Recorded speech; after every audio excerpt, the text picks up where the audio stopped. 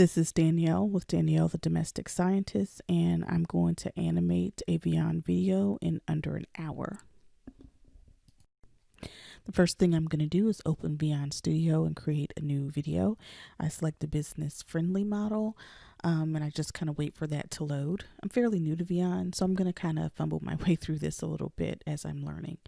It automatically loads a template for the title, so I just choose a new template, and then I just thumb through the catalog of templates that are available.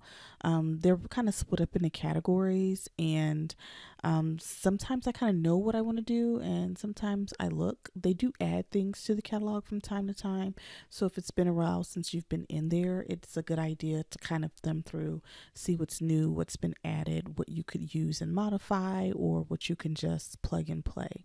I think the office setting is pretty good and extensive. I do like it, although I'm not going to use it for this particular video. I think I'm going to go for something a little different. I don't necessarily have an image in mind that I want to use for this video, so I'm just thumbing through to see what suitable backgrounds they are. I'm just going to do kind of like an animated podcast on this video. So something really basic where I can just kind of talk my way through it, and have some sort of animated background, something maybe slightly techy, but still looking for just kind of the perfect image. And I think I'm just going to use this guy here because I can plug and play. I'm just going to replace his character with mine. So I have a number of images that are saved in my folder for my character, and she's wearing different clothes. I'll use that and just put it in and delete some of the extra things I don't want from the background. I'm just going to type in my title here. The video is just about how I named my YouTube channel. It's going to be, maybe just a few minutes long to just kind of talk about how I came up with the concept. I'm just going to resize this box and then put a background. I'm looking for a rectangle or something, so that the title pops out and I don't have to worry about competing with the font in the background. I don't like this rectangle right here, so it doesn't allow me to resize it in the middle, and so I can't really control the size the way I'd like to. So I'm going to delete it and look for a different rectangle that's, I guess, the appropriate shape for what I'm trying to do. I don't like the fact that I don't get all the controls that I want on some of the images, but that's, I guess, the price you have to pay. I'm going to select a different color. Want something a little bit brighter, and I'm going to decrease the size of the font a little bit. I don't need the title to be too large, but I definitely want it to stand out. I'll change the font of that title to yellow and then move that rectangle to the background so that you can see the font on top. Now that I have my title slide together, I'm just going to go through the directory and kind of create a little bit of a storyboard. I kind of didn't have a plan for how I was going to do this video just because it was so short, and I haven't used the platform Vyond that much, so I'm kind of learning my way through it, and I just figured that I'd just get better the more I did it. So I like Camtasia, which is actually what I'm using now to do the voiceover and do the screen capture on this video. So I'm actually using Camtasia to screen capture myself doing a Vyond video. And so I'm kind of doing two videos simultaneously. I like the way that the timeline on Camtasia works. I'm not as familiar with the finite points of how the timeline works in Vyond Studio. So I'm just kind of experimenting and figuring out. I'm pulling, a couple of images, kind of creating a storyboard and just kind of giving it room to do my voice recordings, but I'm not really sure how much I'm gonna say. I don't really have like a script written down on this yet. I don't know about how long the video should be, so I'm just kind of giving myself a little bit of a skeleton framework. I'm not sure if this is the smartest way to go about it. It's not typically how I do a video, but I figured I'd give it a whirl. So I'm going to go back to the beginning, and I'm going to start thinking about the audio for this. Now that I'm looking at it, I just need to give a quick intro to what the video is about. I should just animate my character here, and then I should start talking about how I came up with my YouTube channel name. So I'm thinking about what I'm going to say. I'm just going to go ahead and open the mic, and then start recording, and hopefully, it'll, I guess, be cohesive. I don't know if I can just talk it out. Just like I'm talking to a person, it should be okay. So I got a good 15-second intro, not very much to say for that first part, which is for me the hardest part of the video to do anyway. But after I do every frame in Vyond, I like to preview it just to kind of see how it works, and also to make sure that the syncing to the voice has worked. I'm going to turn her towards the camera so she's talking. So now my next scene is going to be in the lab. I'm not quite sure. I don't really have a transition based on what I just said. I don't know that I should be going to that just yet. So I think I'm going to try to add a blank scene. It's kind of weird because when I add a blank scene, it doesn't let me then turn around and edit that blank scene. So if I want to choose a template instead, I have to then go back and choose a template.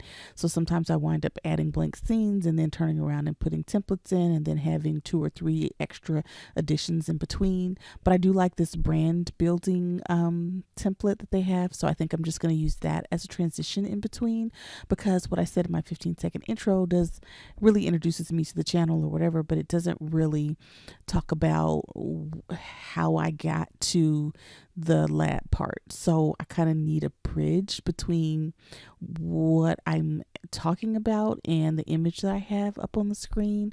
I guess that's another reason why you should have a storyboard before you get started, so you kind of know what to say. So typically when I'm recording the audio part, I try to at least jot down bullet points so that I don't have to do as many retakes. So I'm just going to fit the image and the sound together so that they end at the same time. I'm thinking about what I just said, and I want to do something visually to transition between the brand building scene and the lab scene.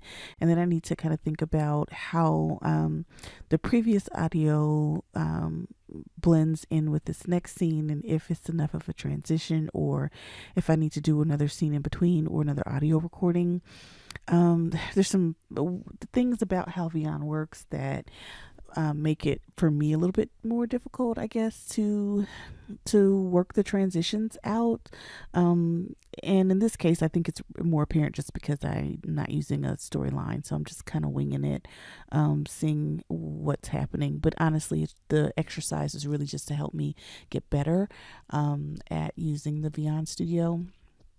I was thinking as I was listening to what I just said that I needed to bridge the gap a little bit more, because sometimes, I don't want the video to be too concise. I could really probably tell you in 2 sentences or less how I named my YouTube channel, but then that wouldn't be a very good video. And you want something to be a little bit more substantial, but it can get kind of tricky to figure out what you want to say.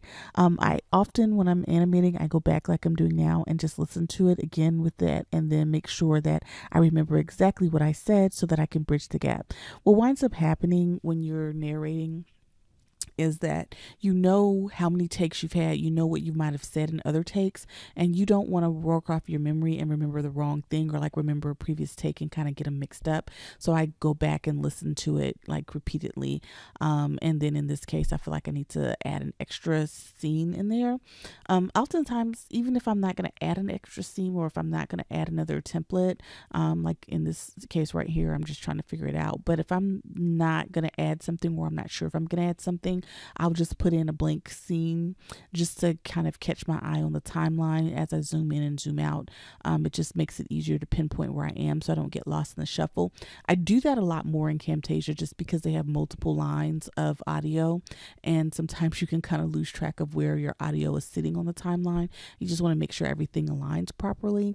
I'm just going to do another retake of this. Sometimes what happens is I realize I need to go back to like my podcast scene, like wherever I'm recording from. So in this case, she's in this particular office, and I just recopy the first scene and paste it. I kind of don't like the copy paste function in Vyond because I feel like I don't really know where it's going to paste to. And so also because of that, sometimes I do put in a blank scene and then take it out.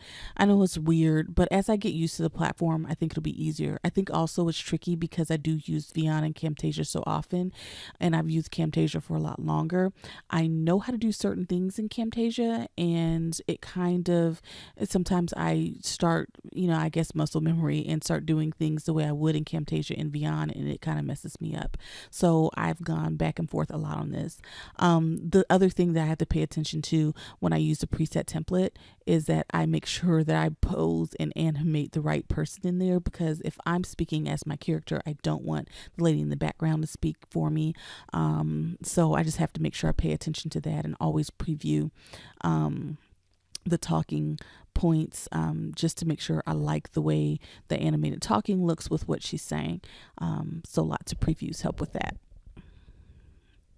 So now I'm just going to go back through and add some vocals on the lab scene, because I think I have enough transitions to get from the other things that I was talking about to the lab scene. And then I'm just going to make sure I put the bulk of the context there, because that's where most of it is. And so I feel like I set it up, enough so that I can just go ahead and do the vocals on this next scene and align everything so that the vocals end at the same time that the images do.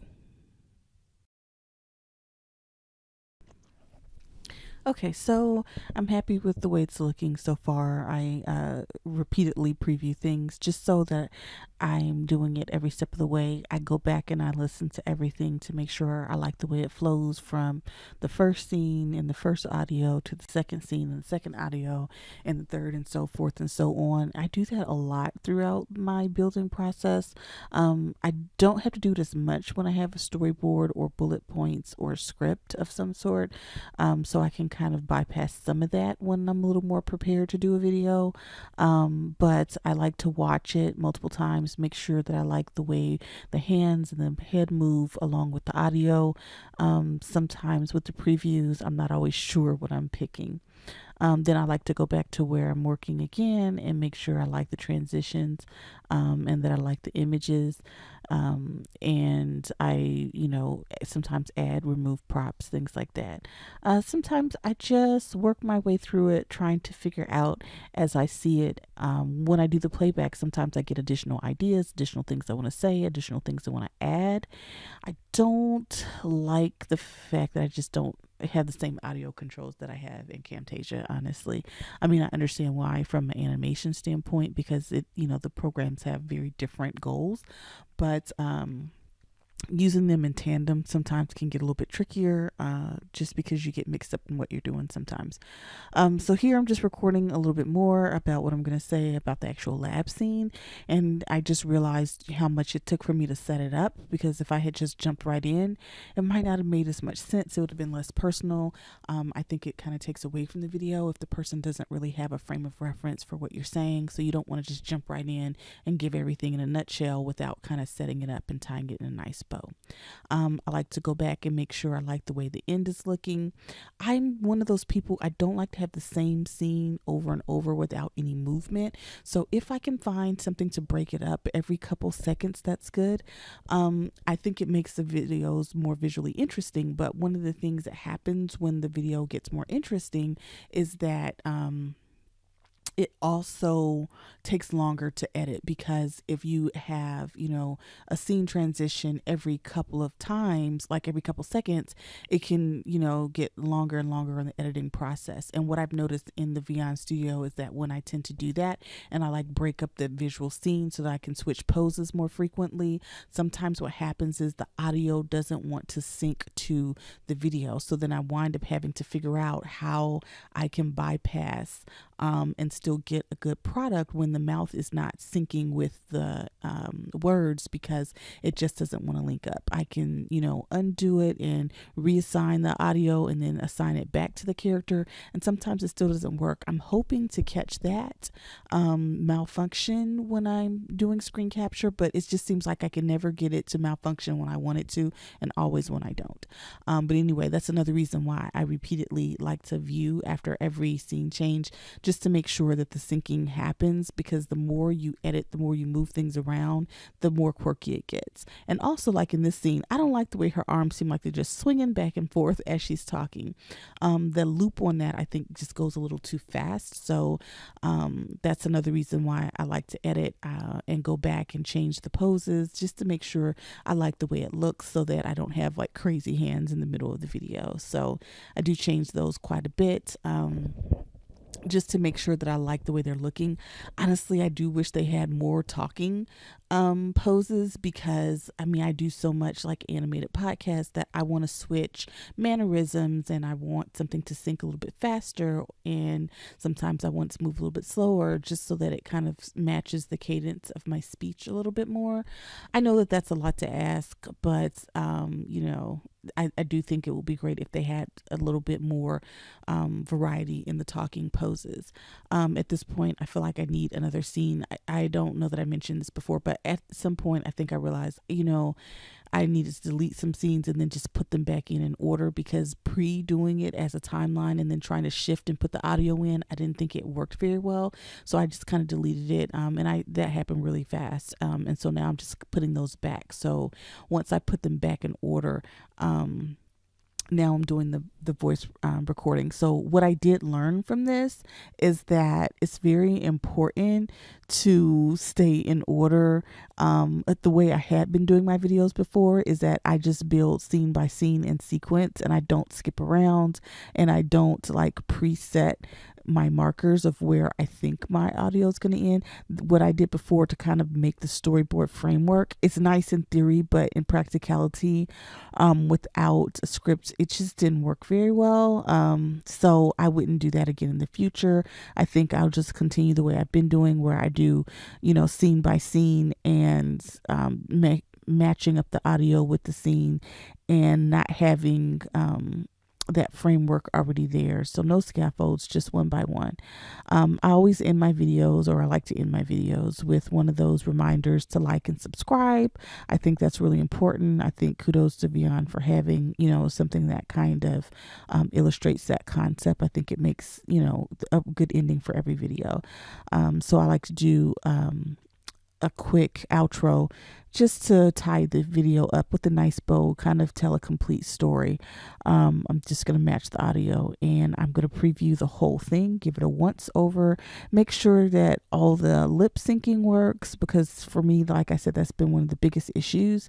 Maybe when I get better at the editing and I don't have as much back and forth, I won't find it so problematic. But at my early stages, like with my Vyond experience, I literally watched one or two videos, and then I just downloaded or signed up for the trial, and then I just started experimenting, and it took me less than 30 minutes to start animating, which is one of the reasons why I like it, the ease of use. I do not have a background in this. I just do it for fun, and I'm wanting to expand the skill set, but when I was working full time, I couldn't devote a whole lot to it. So I like the fact that it is something that if you have video editing skills, you are able to come in and animate fairly quickly. It is time consuming, but you can get started right away. I know there are other programs out there that have more controls that are more sophisticated, but that, you know, requires a different skill set. And if you're working full time, you know, you're not ready for like a Photoshop level type program, especially if you can't Photoshop. So I like the platform. I think it's pretty convenient and easy to use. I like the controls. There are some things that I wish I could change about it, but I do overall like the way it performs. I think the quality of the video is good. I do wish that I could download an image instead of just a video, so I can do my thumbnail on YouTube. I think that would be cool. But anyway, I'm just working with what I can work with. I do like it, so I'm going to name it, and save it, and go ahead and download it to my desktop and prepare for YouTube upload. So that's the end of my Vyond animation. Thank you for watching my channel, and I hope to see you again soon. Remember to like and subscribe.